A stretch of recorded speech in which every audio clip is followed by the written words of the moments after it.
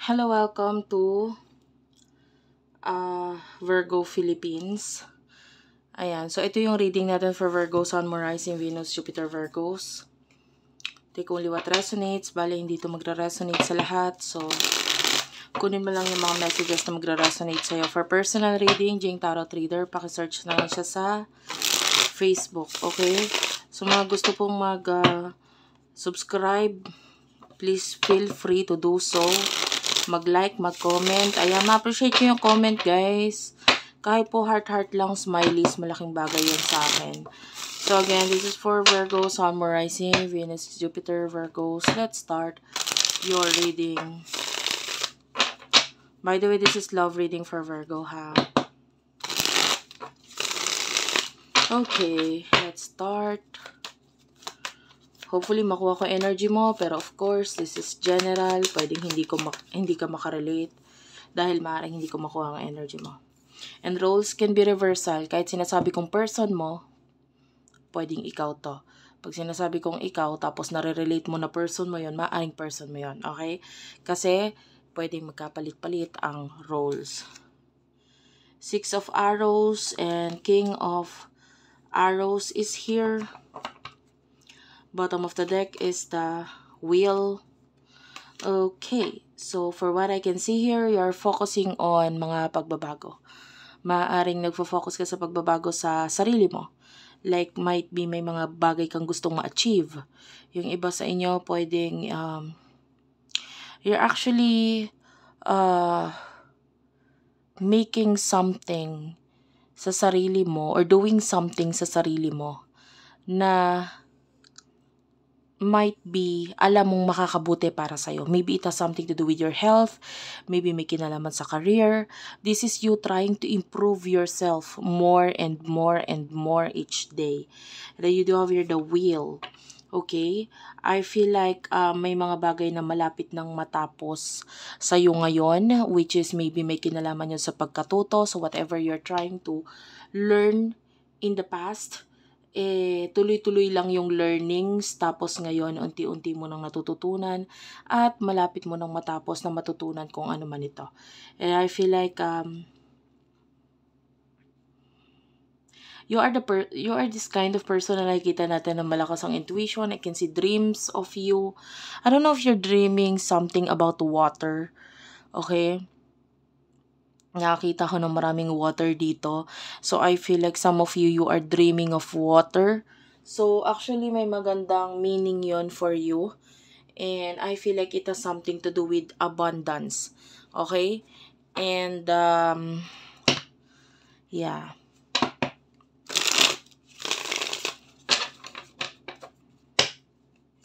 Tell me about the person nakakonect me. Virgo. Person nakakonect na Virgo, please.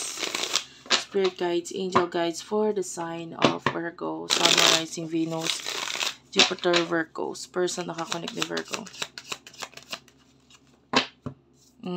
The Judgment is here. Queen of Wands, the Star, and the Page of Swords.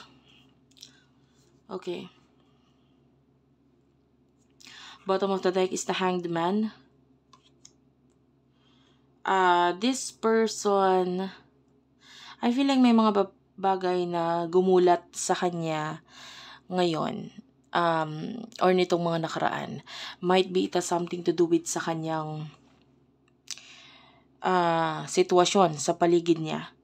Hindi niya akalain na nangyari ito sa buhay niya, na nahayaan niya na ito'y mangyari sa kanya. The Queen of Wands is here. I feel like punong-puno siya ng pagsisisi. Pero parang hindi niya rin naman alam kung anong gagawin niya. With the Star, nakikita natin ang matinding paghanga ng person na ito sa'yo. I feel like this person is really admiring you. Matindi ang pagkakagusto, pagka-crush ng energy ng person na ito sa'yo. And you know what, with the Page of Swords, I mean, I feel like this person is really attracted to you and pwedeng pinakikilala or the mga tao sa paligid niya ay alam na ikaw ay someone na very special para sa person na ito. Like, alam nila na crush or gustong-gusto ka niya.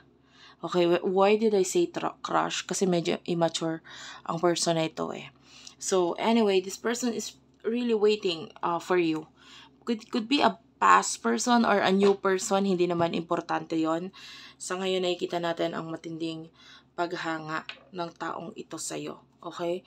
Pero may mga sitwasyon siya ngayon na parang gumigising sa kanya. And, tell me more for the sign of Virgo, please.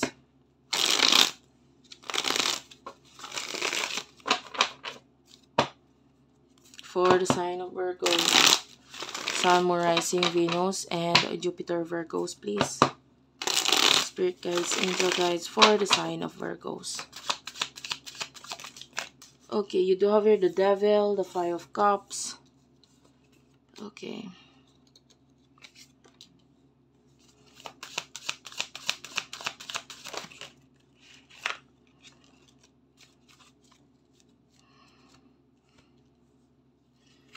Nine of Wands, the Empress, Queen of Cups, Knight of Swords, King of Pentacles. Okay. Wait lang guys, inom lang ako.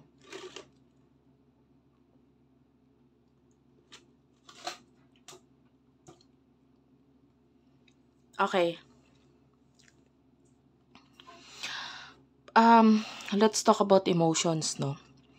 For now, we do have here the Devil. This is Capricorn energy. Someone here sa buhay mo na parang siya yung laging nasusunod. I see this as a very narcissist, very bad influence na tao. Maybe a person na parang, kung hindi man bad influence, I'm seeing a person na parang ang taas ng tingin niya sa sarili niya, and this is causing you a lot of sadness right now. This person is causing you a lot of sadness right now.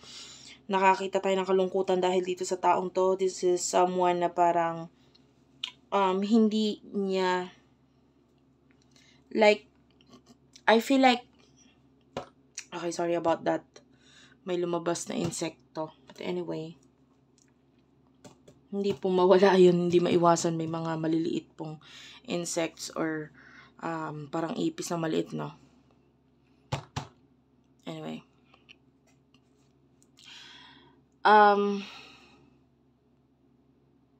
This energy right here is like a person na talagang nagdudulot ng lungkot, kahihiyan para sa'yo, no? Might be, maybe it has something to do with career, work related, pwedeng love din, pero ito ay someone na talagang pinapahiya or feeling mo nakakahiya. Ganun. Dito sa person na ito, I feel like this is a different person. Ayan. Yun yung emotions mo ngayon. Towards your person, patungkol sa person na ito, na tinutukoy natin dito sa love. I'm feeling like pwedeng may distance sa inyo, separation, and wala naman sa kanya yung concentration mo. But anyway, what is the advice here for Virgo para dito sa energy nitong the Devil? What is the advice here? You do have here not enough. And you do have here healthy choices. For now, ang advice sa'yo is to be happy, you know, and focus on yourself. You know, self-love, self-care. Huwag mo siyang pansinin, you know, yun lang yun. Mataas ang ego nung taong yun. And kung tatry mong, wait lang guys. Give me a minute. Okay, sorry about that. Anyway, I'm back. Ayun, so ano nakikita natin dito? Kung itatry mo na makipagpataasan ng ego dito sa taong to, maiinis ka lang. You know, the advice for you is, I feel like for some of you, you need to eat more healthy food. Okay, yung iba nagsisimula na. So, i-continue mo lang, tuloy-tuloy mo lang. There's a lot of changes na mangyayari sa'yo pag ginawa mo yon. Wait lang ulit, guys. Okay, sorry about that. So, anyway, pag tinry mong mataasan ng ego dito sa taong to, maiinis ka lang. So, I mean, yun na kasi yung nakakapagpa-feeling sa kanya na mataas siya eh. Okay? This person, yeah, you do have your heart broken. You would just hurt yourself kung itatry mong makipagkompetensya or pataasan ng ego or mga paniniwala dito sa taong to. You don't have to prove yourself to other people. All you have to do is hide or tumahimik na lang. Yun lang. Tumahimik na lang. Kasi hindi ka mananalo. That's the energy. Okay? This person is jealous of you. Nasaselo siya, naiingit siya sa mga achievements na meron ka. This person, sa totoo lang, pag pinagtabi kayo, siya naman talaga yung nakakahiya. Why? Kasi wala siyang kayang patunayan. While you, on the other hand, marami kang kayang patunayan na kahit hindi ka pa nagsasalita, nakikita ng ibang tao yon sa'yo. Pag tinignan ka at yung person na ito, mas mataas ang tingin ng ibang tao sa'yo kesa sa taong ito. So, you don't have to prove yourself. You don't have to say that mas marunong ka, mas magaling ka, etc. Kasi kitang-kita yun ng iba sa'yo. Okay? Ang tendency lang, para lang maging mataas ang tingin niya sa sarili niya, ida-down ka niya. So, you don't have to prove yourself to this person. Masasaktan ka lang Okay? Ang mas nakakahiya actually is siya. Pero para mas naging ikaw yung makakahiya or ikaw yung nakakahiya, para ikaw yung i-judge ng tao, this person will try na inisin ka, asarin ka, and it would make you feel like this is a bully kind of energy. Kung binubully ka, all you have to do is, I mean, for what I can see here, hindi mo siya kailangan labanan kasi, no? Kasi wala rin naman siyang kaya sa'yo. Okay? 9 of Wands. This person right here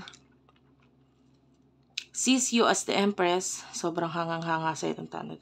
Sobrang hangang-hanga sa itong taon to. It's just that siya yung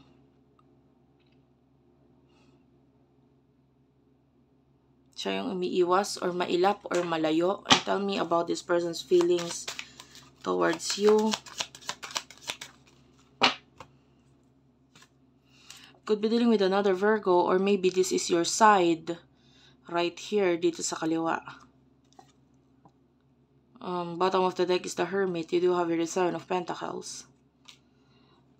This person, feeling niya walang movement na nangyayari sa connection ninyo. There's a lot of stagnant energy. Tell me about his emotions. Ayan. Okay. There's love here.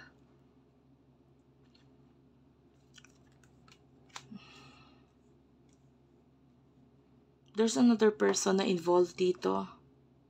Sa ngayon, nandun yung attention niya dun sa new person. Honestly, nandun yung attention niya, but parang ginagamit lang siya eh. Time will come na marirealize nitong person ito, makikita niya kung gaano ka-toxic yung person na kakonect niya. So, you are dealing with a person, naghihintay sa'yo, but habang wala ka pa, there's another person. But this other person is very toxic. Hindi niya pa nare-realize ngayon kasi I can see your person na parang nandun yung emotions niya towards that person. Gusto ka niya.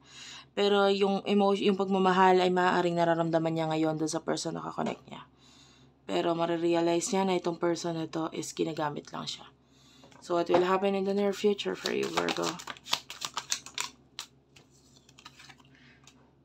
10 of Wands, 8 of Cups, 3 of Wands, may isa pang card dito, 7 of Cups, 4 of Swords, Ace of Swords, Bottom of the deck is the Five of Wands, Ace of Cups.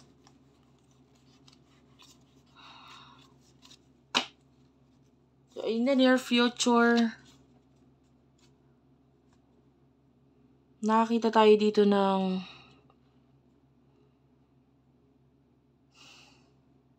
I can see you not making any movement pagdating sa love. Actually, ang focus mo is mga new beginnings mo, money, material things.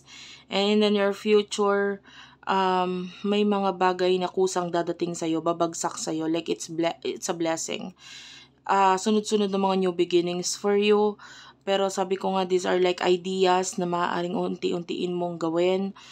And nakikita natin na magbubunga ng malaki sa'yo ito. With the Four of Swords, nakikita natin that all your prayers in the past ay unti-unti mo siyang ikaw mismong gagawa para ma-achieve mo yung mga prayers na yon. And nakikita natin na magbubunga naman ito sa'yo ng sunod-sunod actually. And the Seven of Cups, this is you focusing on, you will receive a lot of gifts, especially Christmas season na, no? Pero itong gift na ito is like, hindi mo na-expect. And you are not expecting gifts from these people, pero may mga taong magbibigay sa'yo ng gift. And in the near future, I can see a lot of, the other person. The person that you are dealing with pagdating sa love is full of responsibility, obligasyon, na parang medyo magiging mahirap para sa kanyang umalis or lumayo. This person, hindi niya pa kayang lumayo or umalis sa sitwasyon niya, pero hayaan mo lang siya. This person needs to finish something first. Kasi hindi niya pa kayang tapusin I feel like this is another relationship. Nakakita tayo dito ng pag-aaway, pagkakagulo. The love is still there, but I don't know. I can still see the ending. Can you see the tower? So, nagpapakita si tower dito, which is malayo. I feel like there's a tower moment in this energy. Sa person na ito, may tower moment, pero hindi pa sa ngayon, hindi pa sa near future, maybe in the far future. And you don't care actually, wala kang pakialam. But in the near future, there's this connection sa inyong dalawa. Pero if you're dealing with your soulmate, this person is still your soulmate. Hayaan mo lang na makaipon siya ng lakas ng loob to start a new beginning with you. And I feel like mararamdaman niya lang yon na parang talagang ikaw pala talaga dapat yung para sa akin pag sobrang lala na ng problemang nangyayari sa kanya pagdating doon sa person na kakonect niya. I can see separation between the two of them, pero hayaan mo muna siya. Parang ganun. Anyway, thank you for watching. I love you all and bye-bye.